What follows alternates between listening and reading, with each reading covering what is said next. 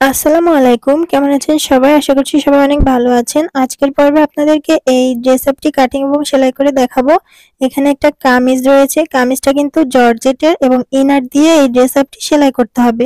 তো ইনার দিয়ে কিভাবে একটা কামিজ সেলাই করা যায়, কাটিং করা যায় সেটাই এখন আপনাদের সঙ্গে শেয়ার করব। আশা করি আপনারা সম্পূর্ণ ভিডিওটি দেখবেন। তো এখানে হচ্ছে ফার্স্টে আমি ইনারের কাপড়টা 4 পার্ট করে নিয়ে নিয়েছি। এরপর হচ্ছে গলার মেজারমেন্ট 3 ইঞ্চি এবং শোল্ডার 6.5 ইঞ্চি। শোল্ডার যা নিয়েছি আর্ম হলো তাই নিয়ে একটা দাগ দিয়ে দিলাম। এখান থেকে বডি পার্ট নিয়ে নিলাম 9.5, অর্থাৎ এখানে ড্রেস আপটি কিন্তু 38 বডির তৈরি হচ্ছে। এরপর 21 ইঞ্চিতে একটা চিহ্ন করলাম এবং মাঝখান দিয়ে 8 ইঞ্চি বা 7.5 ইঞ্চিতে একটা চিহ্ন করতে হবে।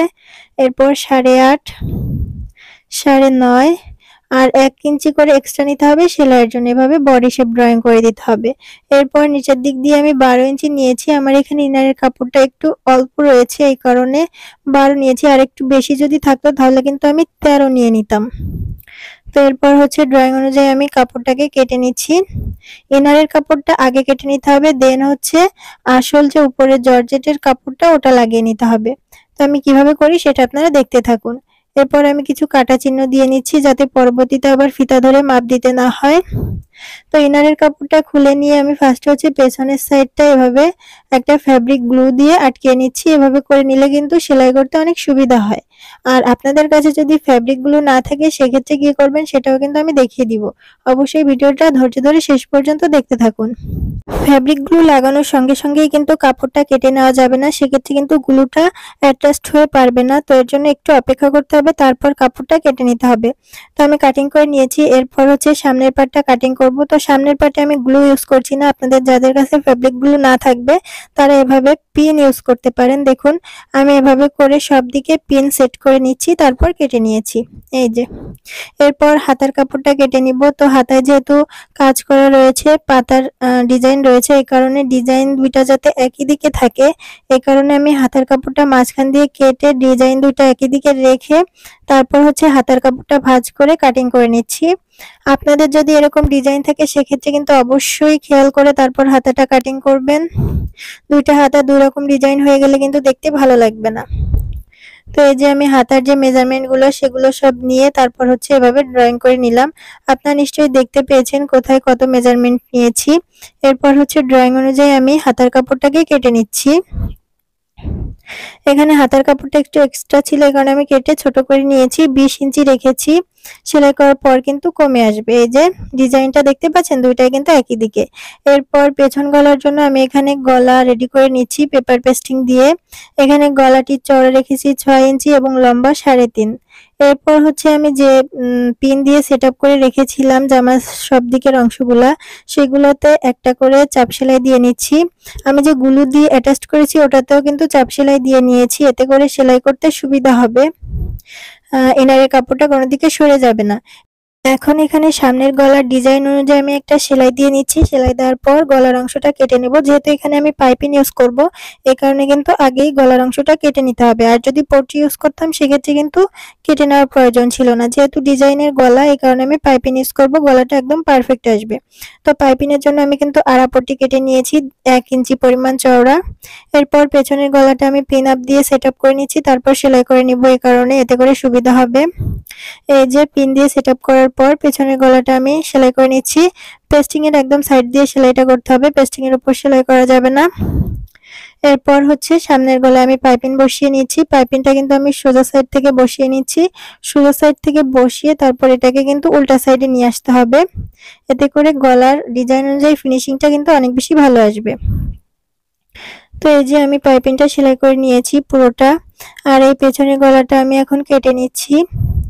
পেছনের গলাটা কাটিং করার পর সাইড দিয়ে ছোট ছোট করে কাট বসিয়ে দিতে হবে, এতে করে উল্টে নেওয়ার পর ফিনিশিং ভালো আসবে। আর এই যে সামনের গলাটাতেও কিন্তু এভাবে করে ছোট ছোট করে কাট বসিয়ে দিতে হবে।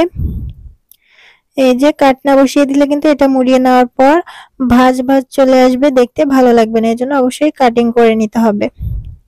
এরপর এটাকে উল্টে এভাবে ভাঁজ করে সেলাই করে নিব। তো আপনারা নিশ্চয়ই দেখতে পাচ্ছেন কিভাবে করে ভাঁজ করে সেলাই করে নিচ্ছি। এভাবে করে ভাঁজ করে সেলাই করে নিলেই কিন্তু সামনের গলাটা রেডি হয়ে যাবে। এরপর আমরা শোল্ডারের অংশটা জয়েন্ট করে দিব। তো শোল্ডারের অংশটা কিভাবে জয়েন্ট করি সেটাও কিন্তু আপনারা মনোযোগ সহকারে দেখবেন, কারণ এটা কিন্তু খুবই গুরুত্বপূর্ণ। এই যে গলার অংশ রেডি, এখন হচ্ছে শোল্ডারের অংশটা দিয়ে দিব। এই যে পেপার পেস্টিং এর অংশটা কিন্তু সামনের অংশের সঙ্গে এভাবে মুড়িয়ে তারপর সেলাই করে নিতে হবে, এতে করে কাঁধের ওখানে লকের মতো একটা সেলাই হয়ে যাবে। তো এই যে দেখুন আমার শোল্ডারের অংশটা কিন্তু এখানে ডাবল সেলাই দিয়ে তারপর জয়েন্ট করে দিলাম। এরপর এটা যখন আমরা উল্টে নিব তো দেখবেন তখন কি সুন্দর লক হয়ে যাবে। আর এখানে যেহেতু জর্জেট কাপড়, আমি এখানে জিগজ্যাগ সেলাই দিয়ে লক করে নিলাম। এই যে শোল্ডার জয়েন্ট করা কমপ্লিট। এখন আমরা হাতা সেলাই করব। তো হাতা সেলাই করার আগে আমি পেছনের গলাটাতে একটা চাপ সেলাই দিয়ে নিচ্ছি, এটা আমি হাতের কাজ করার পর খুলে দিব, জাস্ট সেলাই করার সুবিধার্থে চাপ সেলাইটা দিয়ে নিলাম। এখন এখানে কামিজটির সাইড থেকে ফিটিং সেলাই দিয়ে নিচ্ছি। আগে আমি এখানে ফিটিং সেলাই দিব। 4 পিস ড্রেসগুলোতে আগে ফিটিং সেলাই দিয়ে পরে হাতা অ্যাটাচ করলে কিন্তু ফিনিশিং ভালো আসে। আর আপনারা যদি চান আগে হাতা অ্যাটাচ করে একবারে ফিটিং দিবেন সেটাও কিন্তু দেওয়া যাবে, তবে পরে হাতা অ্যাটাচ করলে বেশি ভালো আসে। তো এরপর কামিজের সাইড থেকে মুড়িয়ে আমি সেলাই করে নিচ্ছি। আমি মূলত প্রথমে এখানে কামিজটা একদম রেডি করে নিচ্ছি, হাতাটা একদম লাস্টে গিয়ে লাগাবো এই কারণে। তো এখানে আমি 1/2 ইঞ্চি মতো মুড়িয়ে সেলাই করে নিচ্ছি।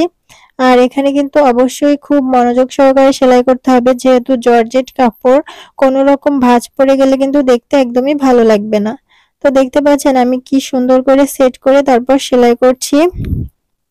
আর এই অংশটা যদি আপনাদের সেলাই করতে অসুবিধা হয় সেক্ষেত্রে আপনারা আগে থেকে একটু পিন দিয়ে অ্যাটাচ করে নিতে পারেন, অর্থাৎ ভাঁজ করে পিন লাগিয়ে তারপর রেখে সেলাই করে নিতে পারেন, এতে করে কিন্তু কোনো রকম অসুবিধায় পড়তে হবে না।